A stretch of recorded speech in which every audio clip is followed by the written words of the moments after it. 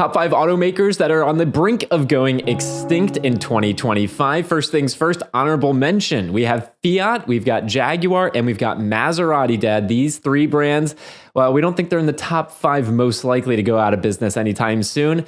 They're pretty doggone close. Well, they fall into the category of perhaps you can kiss these brands goodbye as far as sales in the United States. Fiat is, I would say they're not even a placeholder anymore.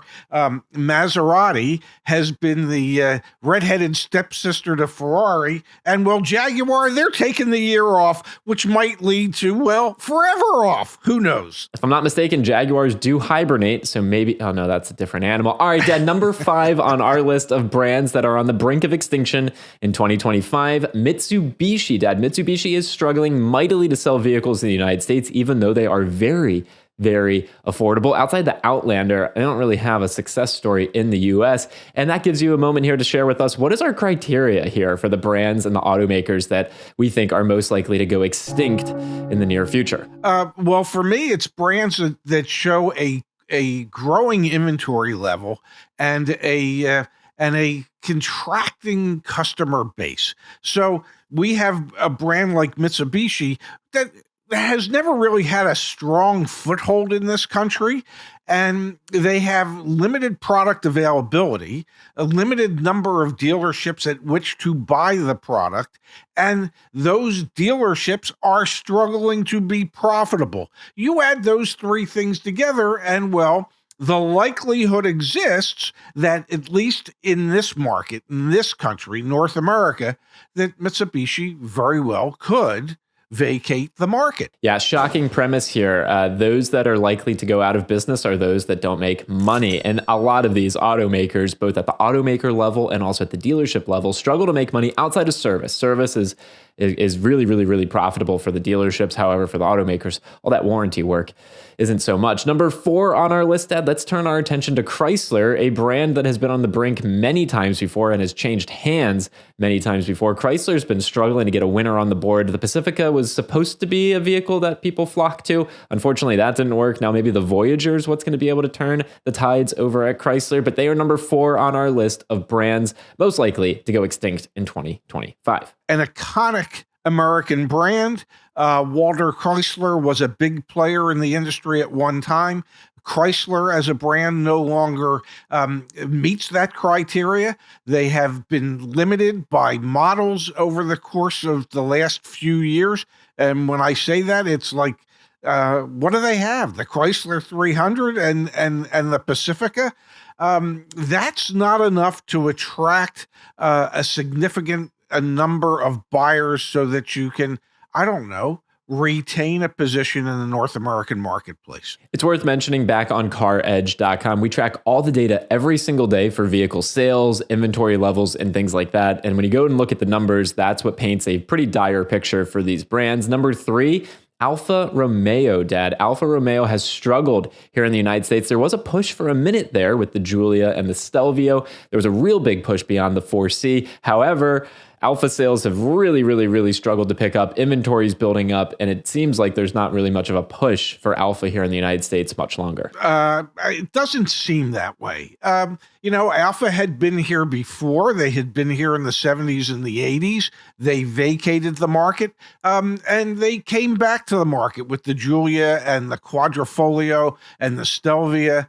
And, they're still struggling. And what that points out is perhaps once you leave a market, you shouldn't plan on coming back to the market a few decades later. It just might not work out for you. Number 2 on our list, a brand that is near and dear to your heart, Pops. Mini. You used to sell Minis back in the day. You currently lease a Mini Cooper, but Mini is on our list. How so? And I will foreshadow here, folks, inventory situation at Mini dealers, pretty doggone bad at the moment. Mini, number 2, Pops.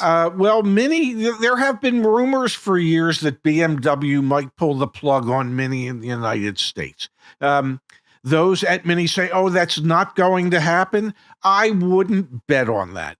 Sales have tanked.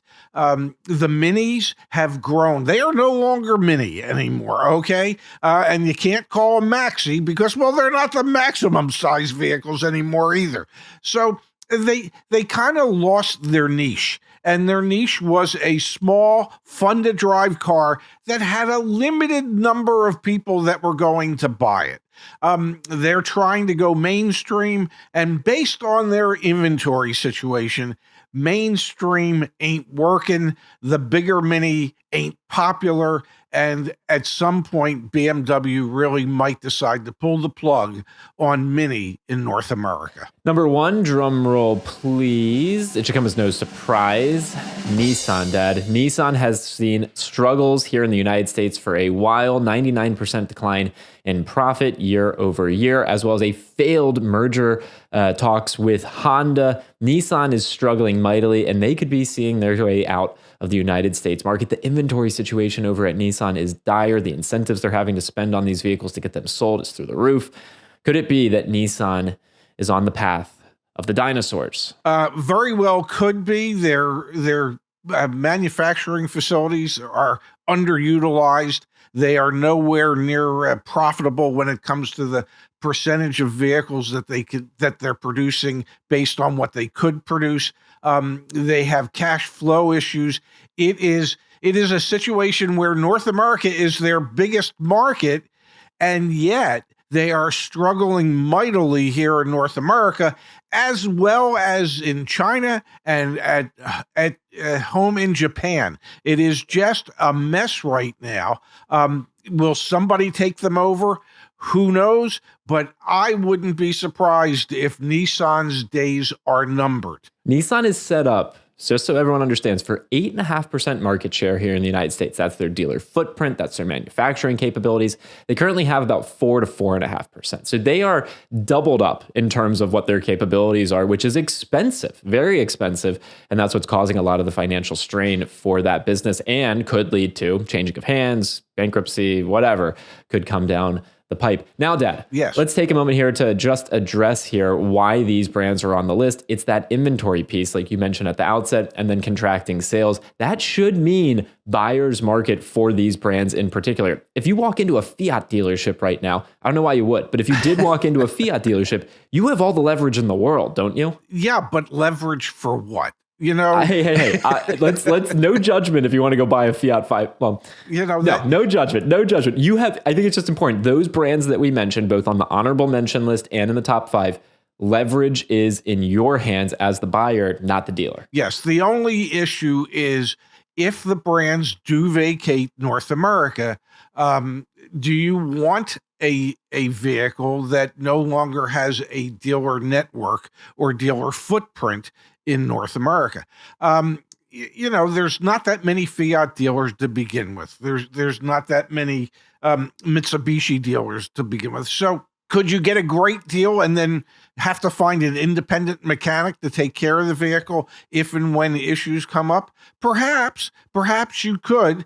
I know when I had a golf store in Mesa, Arizona, the best day sales-wise I ever had was the first day of my going out of business sale. If any of these brands announce that they're leaving North America, and they have their going out of business sale, there will be people who will buy those vehicles at huge discounts because they just represent a minor investment from the customer standpoint for a vehicle that they can use until the wheels fall off. If we can help you purchase any of these vehicles or make a smart buying decision, go check out CarEdge.com and get your free car buyer's guide back on the website. Thanks, Pops. Thank you, Handsome.